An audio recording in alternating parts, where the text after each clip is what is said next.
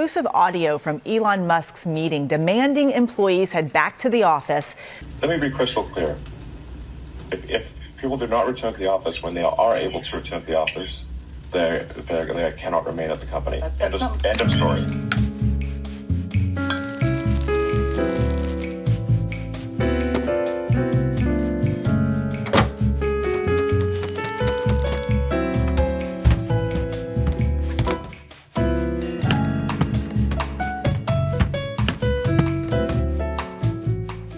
Every time I make a video that has to do with Elon Musk, I get all these people in the comments, in my emails, my DMs.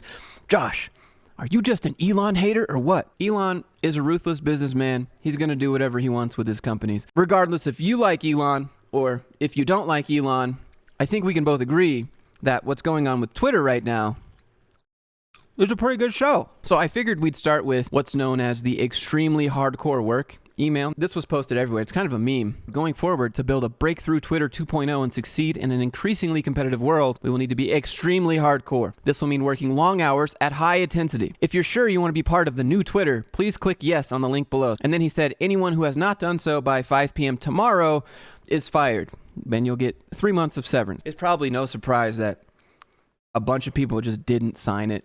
We just flat out they were counting down the seconds until they were getting fired with their 3 months of severance that they can take into the holidays. I imagine that the people left are people that were on some sort of work visa. It's quite the hassle to go get another work visa, find another sponsor, and get that all done relatively quick, especially around the holidays. Now, the next thing I want to talk about is Elon firing an employee publicly over Twitter. Elon said, I'd like to apologize for Twitter being super slow in many countries. The app is doing 1,000 poorly badged RPCs. And so then one of the engineers that had been working at Twitter for quite some time said, I've spent 6 years working on Twitter for Android, and this is wrong. So this is insubordination, when you're basically just defying your boss. Do you want to get fired? Because that's what happened. Trying to one-up him in public while he's trying to learn and be helpful makes you look like a spiteful, self-serving dev. I could definitely see that. But the dev said maybe Elon should ask questions privately. And then we have some random Elon simp. There's always the random Elon simps jumping in saying, Elon, with this kind of attitude, you don't want this guy on your team. Duh, I think that's pretty obvious. Elon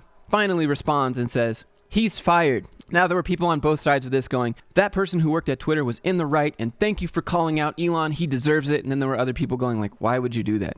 I think I'm probably more on the side of like, why would you disagree publicly other than to make a statement? Like, what do you think was going to happen, my man? So we know that Elon tried to push out the $8 a month blue check mark for everyone, and that backfired because people just started making fake accounts and saying fake things while looking completely official. The people who make insulin, Eli Lilly and Company, someone made that account and made it look all official. They used their exact same profile picture and they had the verification check mark, and they went and they said, we're excited to announce that insulin is completely free now, which is obviously not true. This is the USA. No medical stuff is free here in the USA. That tweet was up for roughly 2.5 hours. To those who have been served a misleading message from a fake account, we are apologizing. So this was one of the reasons why they took the $8 a month checkmark away right after they launched it. Because after the person made that fake account and went and said insulin is free for everyone, the real company's stock dropped by about 4.5%. So if you can affect company stock like that by just getting fake check marks, you could see how that's a big red flag. So here's a post. Twitter is alive, more alive at 1 a.m. than it used to be during the daytime. And this is the picture that they attached to it. Now, it might just be me here,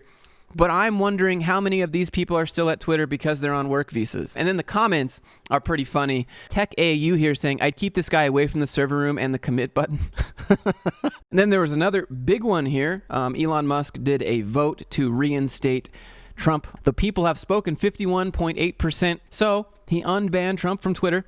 But here's the thing. I don't think Trump can actually use Twitter because he has a contract with Truth Social, his other app that he uses, that he can't post his content from Truth Social to anywhere else for like an exclusive amount of time. I read somewhere it was 6 hours. I read somewhere where it was 8 hours. But it's pretty smart of Elon Musk to drum up a bunch of attention that gets users on the platform to vote or whatever. It's pretty smart in that regard. And then he also unbanned Andrew Tate. And then I think he's going to do an amnesty policy and start unbanning a bunch of other people who were silenced, I suppose. Now, I did get tagged on Twitter. I don't use Twitter, like, at all, by the way. It's so toxic. I cannot be on this platform. But someone tagged me on it with an image. So you know how Twitter fired like half the company, and then they needed to get some of those people back because they were vital and critical to the infrastructure of Twitter? Well, here is a screenshot or a picture of their Slack channel saying, "This is going to be the challenge. The engineers I'm bringing back are weak, lazy, unmotivated, and they may even be against Elon Twitter. They were cut for a reason.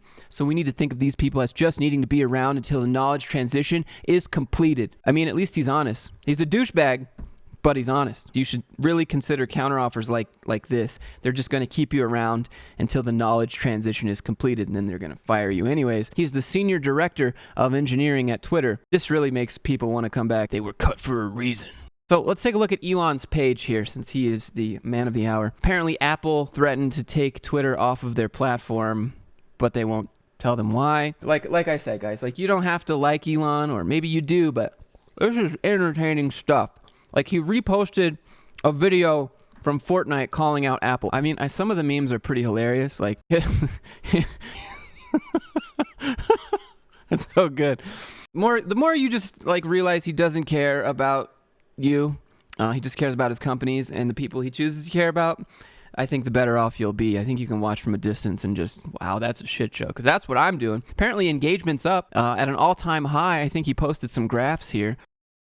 Anyways, guys, this whole saga is pretty entertaining. I was just going to keep letting it ride and then make an update video a little later, but things have kind of calmed down, at least for now. If you enjoyed this, a little bit of a different video, hit that subscribe button, hit like. I was gone for a little while, and that's because I finally got the COVID. I got the Rona after like 2 years. I finally got it. But anyways, I'm better now, and I hope you guys are doing well. I'll see you guys in the next one.